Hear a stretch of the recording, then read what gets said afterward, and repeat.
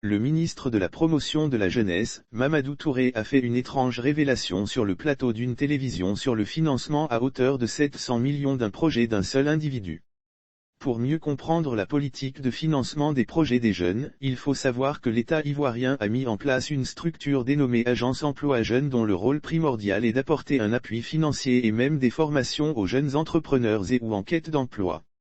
Mamadou Touré n'était pas encore ministre de la Jeunesse lorsque le crédit de 700 millions a été octroyé ayant bénéficié de ce département ministériel. Le ministre Mamadou Touré, par ailleurs porte-parole adjoint du gouvernement ivoirien, a révélé que le projet d'un jeune ivoirien a été financé à hauteur de 700 millions. Ce qui, selon l'opinion, n'est pas raisonnable. Lors de son intervention sur le plateau d'une télévision, le député de Daloa a précisé qu'il a trouvé cette situation en place.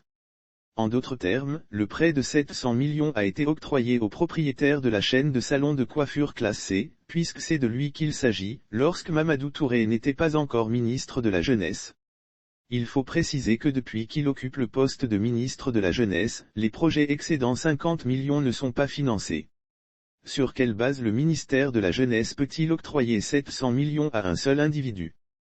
Tous les usagers des banques savent qu'aucun établissement financier sérieux n'octroie de crédit s'il n'a pas de garantie. En effet, si celui qui a contracté la dette auprès de la banque n'arrive pas à rembourser ce qu'il a pris, la banque, pour se faire rembourser, peut saisir certains biens de l'emprunteur.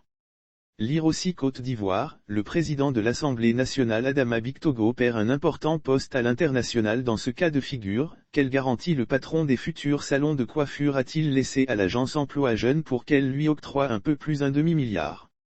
Comment le patron de classe C a-t-il pu convaincre le ministère de la Jeunesse pour avoir à lui seul cette bagatelle ? Quel mécanisme de remboursement avait-il promis ? Sur quoi comptait le ministère pour se faire rembourser ? Autant de questions qui pour l'heure, sont sans suite.